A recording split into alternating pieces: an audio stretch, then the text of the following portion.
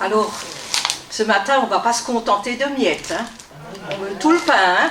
On veut plus de toi, Seigneur. D'accord? Ouais, on l'a chanté. Alors, je vais parler ce matin de l'amour de Dieu ou le cœur du Père. Alors, en préparant ce message, je méditais. Et puis, je me voyais en petite fille, en train de gambader dans les prés, dans les champs. Et je faisais un bouquet champêtre avec des bleuets, des coquelicots, des marguerites. Et je voulais l'apporter à mon papa du ciel. Alors j'ai couru, je l'ai sauté sur les genoux. Et puis je lui ai donné le bouquet, il était tout heureux. Et il me cajolait. Et après, il m'a offert un petit coffret avec des pierres précieuses. C'était des diamants, du saphir, des émeraudes. Et ce que je voulais vous dire, toi aussi, ou vous tous ici, ayez un cœur d'enfant et courez dans les bras du papa d'amour. Et ce papa d'amour, il est riche, il a plein de trésors. En lui, vous pouvez avoir la paix. Il est riche en miséricorde, riche en pardon. Tout ce dont vous avez besoin, il pourvoira. Voilà. Alors nous, chrétiens, nous devons montrer au monde que Dieu est Père, un papa d'amour. Car le monde a une fausse image de Dieu, parce qu'ils sont blessés, ou à cause de certaines circonstances dans leur vie, échecs, injustices, maltraitances de toutes sortes. Alors ils sont orphelins, car ils ne reconnaissent pas Dieu comme Père. Il suffit d'avoir eu un père absent ou un père violent. Déjà, l'image de Dieu est faussée. Même Jésus nous a dit comment prier. Notre Père qui êtes aux cieux. Le Saint-Esprit lui-même veut nous amener à nous écrier « Abba, Père ». C'est en Galates 4, 6. 1 Jean 4, 8, 10 et 16. Celui qui n'aime pas n'a pas connu Dieu, car Dieu est amour. Et cet amour consiste non point en ce que nous avons aimé Dieu, mais en ce qu'il nous a aimés et envoyé son Fils comme victime expiatoire pour nos péchés. Nous avons connu l'amour que Dieu a pour nous, et nous y avons cru. Dieu est amour, et celui qui demeure dans l'amour, Dieu demeure en lui. Qu'est-ce que l'amour de Dieu? Vous connaissez tous, je pense, Jean 3, 16. Car Dieu a tant aimé le monde qu'il a donné son Fils unique, afin que quiconque croit en lui ne périsse point, mais qu'il ait la vie éternelle. En Romains 5, verset 5, Or, l'espérance ne trompe point, parce que l'amour de Dieu est répandu dans nos cœurs par le Saint-Esprit qui nous a été donné. L'amour de Dieu a poussé le Père à nous donner son Fils, à le livrer à la mort de la croix, parce que nous étions ses ennemis. Seul cet amour libérateur peut nous faire parvenir à la gloire espérée. L'amour de Dieu est répandu. Le terme exact, c'est versé hors d'eux, ce qui donne l'image d'un torrent qui s'échappe du cœur du Père pour aller vers le nôtre. Le moyen de cette effusion de l'amour de Dieu, c'est le Saint-Esprit, qui sanctifie l'âme et fait de nous des nouvelles créatures en communion intime et intense avec celui qui est amour. Alors en Jean 3, 16 et 17, nous avons connu l'amour en ce qu'il a donné sa vie pour nous. Nous aussi, nous devons donner notre vie pour les frères. Si quelqu'un possède les biens du monde et que voyant son frère dans le besoin lui ferme ses entrailles, comment l'amour de Dieu demeure-t-il en lui? Matthieu 5, versets 44 et 45. Mais moi, je vous dis, aimez vos ennemis, bénissez ceux qui vous maudissent, faites du bien à ceux qui vous haïssent et qui vous persécutent, afin que vous soyez fils de votre Père qui est dans les cieux. Car il fait lever son soleil sur les méchants et sur les bons, et il fait pleuvoir sur les justes et les injustes. Le non-pardon est un obstacle à l'exaucement de nos prières. Verset 48. Soyez donc parfaits comme votre Père céleste est parfait. Je sais que dans ma famille, j'avais un frère qui venait plus chez mes parents pendant des années, pendant 5 ans, il lui faisait vraiment, je ne sais même pas pourquoi. Et finalement, je priais le Seigneur parce que je voyais que papa et maman souffraient. Et je priais sans relâche, jusqu'au jour où ils ont dit, tu sais pas qui j'ai eu en visite? Michel est revenu. Ah, j'étais heureuse, mais il fallait être tenace. Hein. C'est pas du jour au lendemain que ça s'est fait, hein, parce que c'est une bataille. Hein. Et là, j'ai vraiment vu la main de Dieu. Et quand vous avez des choses, une fois je m'étais chamaillée avec ma sœur, là aussi, c'était dur et je me sentais vraiment mal. Et je priais pour ma sœur, je disais, Seigneur, tu vois, moi je ne peux pas arranger ça.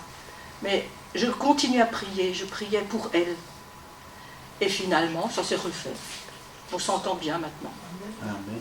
Il ne faut pas rester sur des non-pardons et vivre avec des choses comme ça. Parce qu'après, on se demande pourquoi les gens, ils ont des cancers, pourquoi ils sont malades.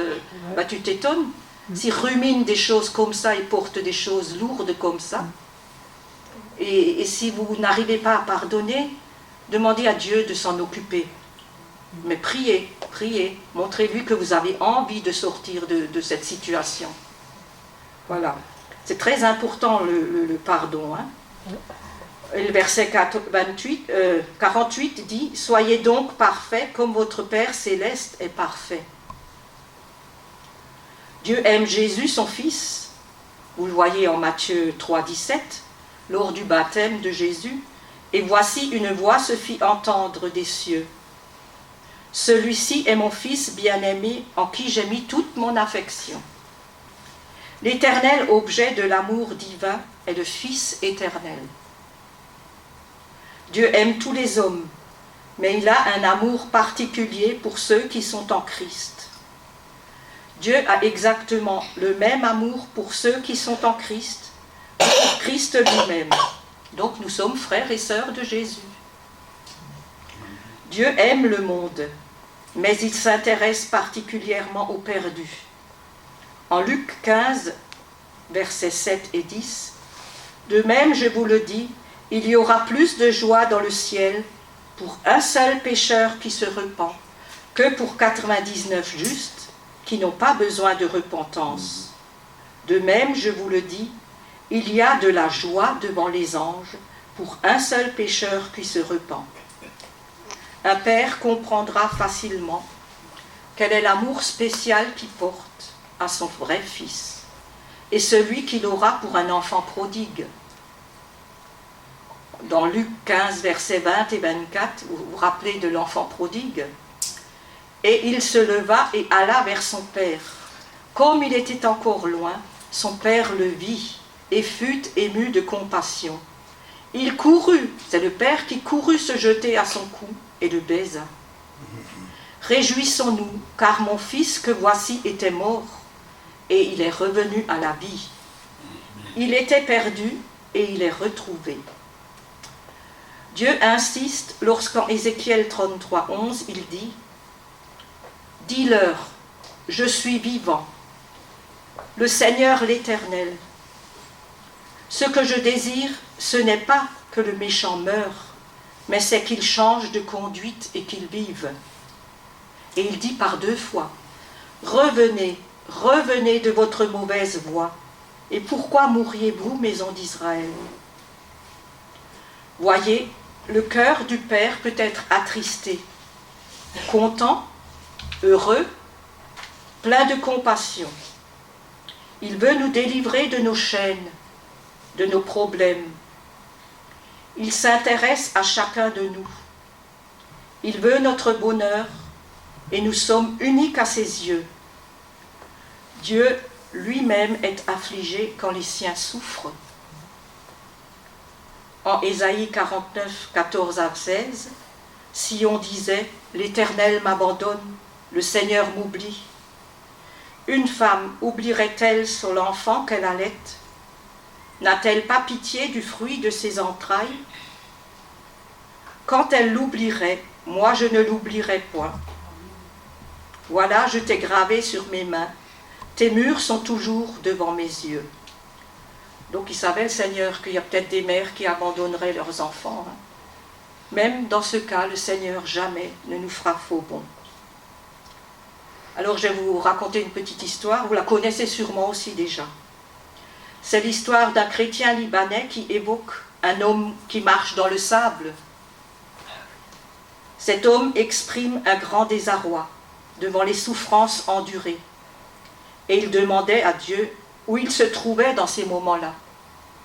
En effet, il y avait 4 traces de pas qui montraient la présence de Dieu à côté de l'homme souffrant. Jusqu'à ce qu'il n'en reste plus que 2, l'amenant à se croire qu'il était seul et abandonné. Il questionna donc le Seigneur et voilà les réponses que le Seigneur lui donne. « Ici, je te portais. » Quand on n'a plus la force de marcher, le Seigneur est là, il nous porte. Comme l'agneau qui porte sur son cœur, qui est blessé et faible. C'est comme ça que le Seigneur fait avec nous. L'amour de Dieu se manifeste dans le plus grand sacrifice qu'il a pu faire pour ceux qui l'aiment. Celui de son Fils en rançon pour nos péchés. Ésaïe 53, verset 5. Mais il était blessé pour nos péchés, brisé pour nos iniquités.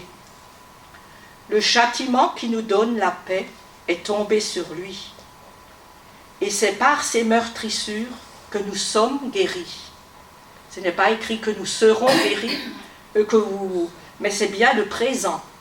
C'est par ces meurtrissures que nous sommes guéris.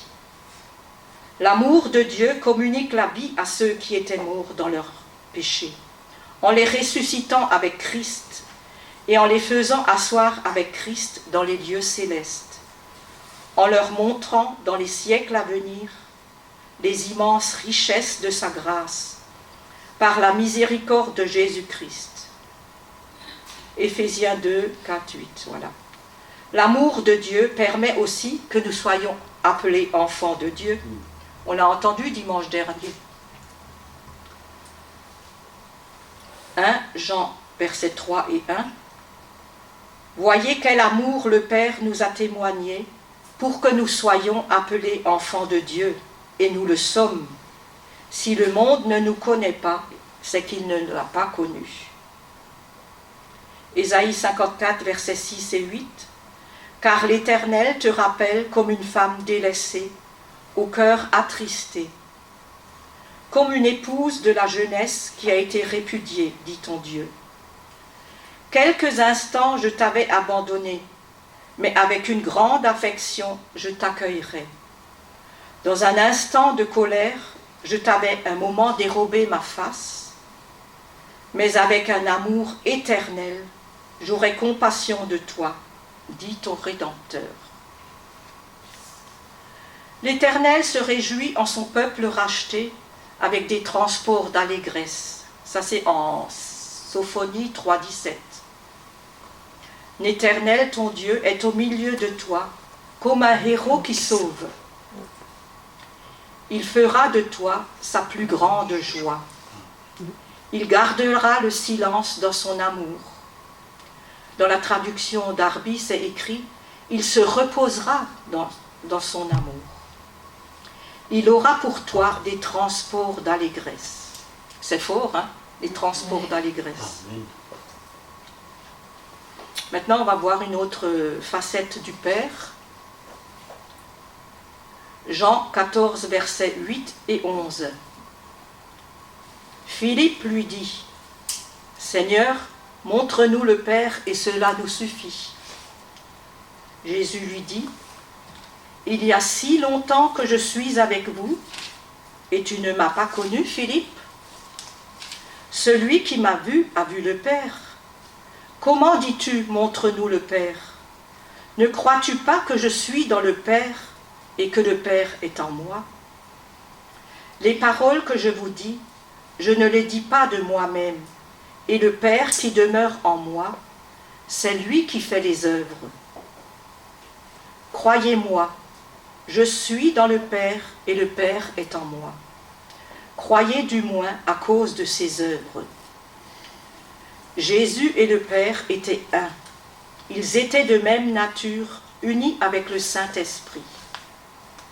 Jésus était soumis à son Père et il était venu en ce monde seulement pour faire sa volonté.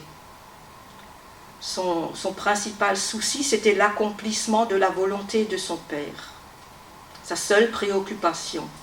Et il voulait consommer l'œuvre que le Père lui avait confiée. En Jean 17, verset 4, « J'ai achevé l'œuvre que tu m'as donnée à faire. » Jésus est l'image de son Père à 100%.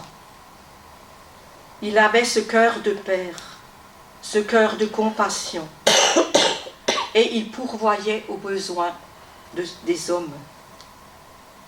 Jésus a pleuré sur les douleurs de ses bien-aimés. Vous vous souvenez de Lazare qui est mort, hein? Jean 11, versets 33 et 36.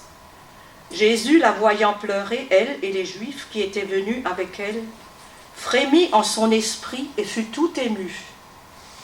Et il dit, « Où l'avez-vous mis » Seigneur, lui répondirent-ils, « Viens et vois. » Jésus pleura.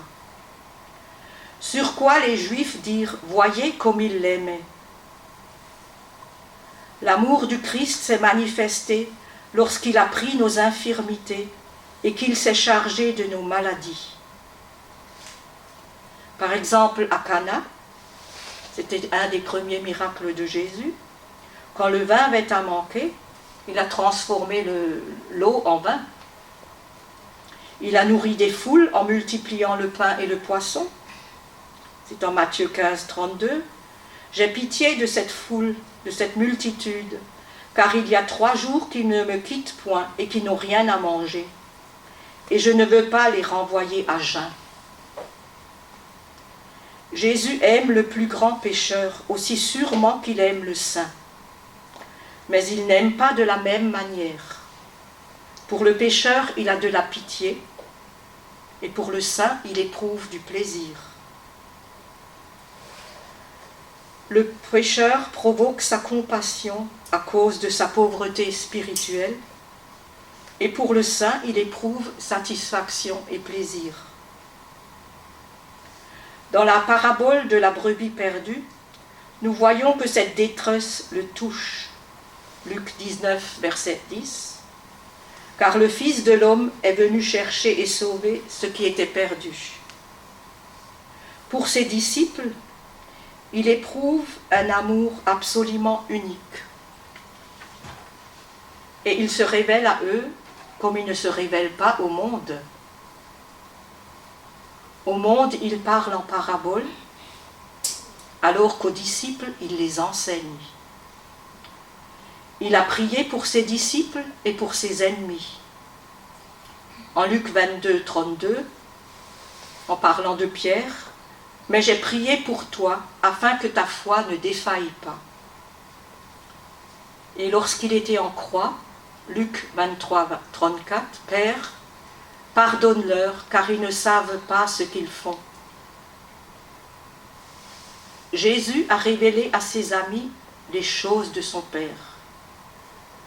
Dans sa plénitude et son amour, il se hâte de nous les révéler et de nous révéler tout ce qu'il a appris du Père.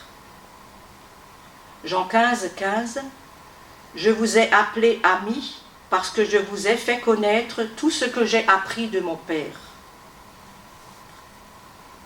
Le cœur de Jésus le poussait toujours vers les autres pour les aider et les sauver. Ses actes de miséricorde lui coûtaient de l'angoisse et de la douleur. Il communiait avec les hommes dans leur propre souffrance. Leur vie brisée, les conséquences et la honte de leurs péchés. Il ne pouvait être témoin de la misère du péché et de la douleur et de la mort sans être navré. Vous vous souvenez de la pécheresse pardonnée, cette pécheresse que les Juifs voulaient lapider? Ben, Jésus a pris sa défense. C'est là que résidait un grand secret de sa puissance. C'est lorsque nous partageons avec les douleurs des autres que nous pouvons consoler. C'est en nous reconnaissant pécheurs avec eux que nous pouvons leur montrer le chemin du salut. Celui qui n'est pas disposé à abandonner la légèreté de son cœur et à prendre sur ses épaules le fardeau, doit renoncer à devenir un de ceux qui aident les autres. Parce que comment peut-on montrer l'exemple quand on n'a pas goûté nous-mêmes à la souffrance, à l'incompréhension, à toutes ces choses? Et souvent on peut en tirer des leçons. Et même les épreuves, ça nous fait grandir. Et c'est comme ça qu'on peut aider les autres. Oui, ça j'ai dit, oui, c'est bon. Les paroles de flamme ou qui percutent n'ont jamais sauvé personne. Mais les cœurs qui saignent accomplissent cette œuvre. Voilà. Alors on va prier. L'amour de Dieu est tellement grand, immense, plus qu'un océan. On ne peut pas s'imaginer comme l'amour de Dieu est grand. Et comment est-ce qu'il peut nous aimer, nous? On est une toute petite poussière. Et pourtant, il s'intéresse à chacun. Chacun d'entre nous est unique à ses yeux. Il a un amour débordant. Alors, goûtez et voyez comme est bon le Seigneur. On veut savourer cet amour. C'est vrai, on ne veut pas se contenter de miettes, mais on veut plus de toi, Seigneur. On veut avoir des révélations. Avancer toujours plus près de toi. Plus. Ça me fait penser à ce... Dans l'Ancien Testament, celui qui avançait, il avait de l'eau jusqu'aux chevilles, après jusqu'aux cuisses, après jusqu'aux reins, et après on a fini de plonger dedans. Ça me fait penser à ça. C'est comme ça qu'on doit avancer. Dans l'amour de Dieu. Nous laisser immerger jusqu'on coule. Ça ne fait rien, on ne coulera pas. Nous laisser remplir de cet amour.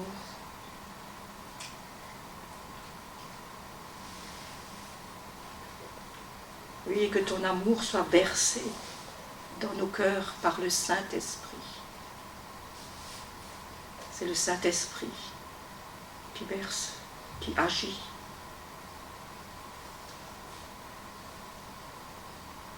Et nous sommes tes enfants et tu nous connais, chacun et chacune, par notre nom. Et ce matin, papa chéri, on peut l'appeler papa chéri. Si nous sommes des nouvelles créatures, si nous avons cette relation avec le papa du ciel, nous pouvons l'appeler papa chéri. Nous voulons renouveler notre amour pour toi, papa. Même si nous sommes des toutes petites créatures, en toi, papa, nous avons tout,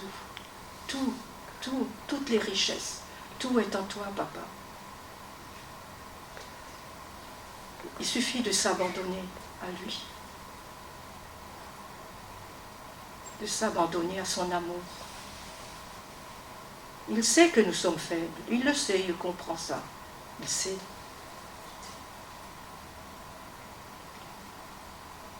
Mais que ça ne vous arrête pas.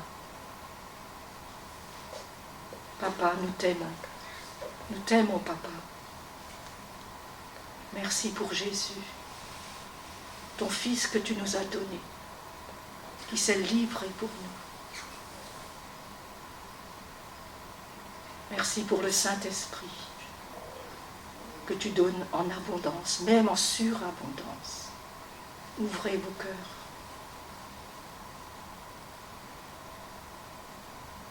L'amour de Dieu ne peut pas l'expliquer. Ça se ressent. C'est des petits mots que je dis, c'est rien du tout ça. Mais laissez-vous toucher par ce papa d'amour. Laissez-vous envahir. Amen.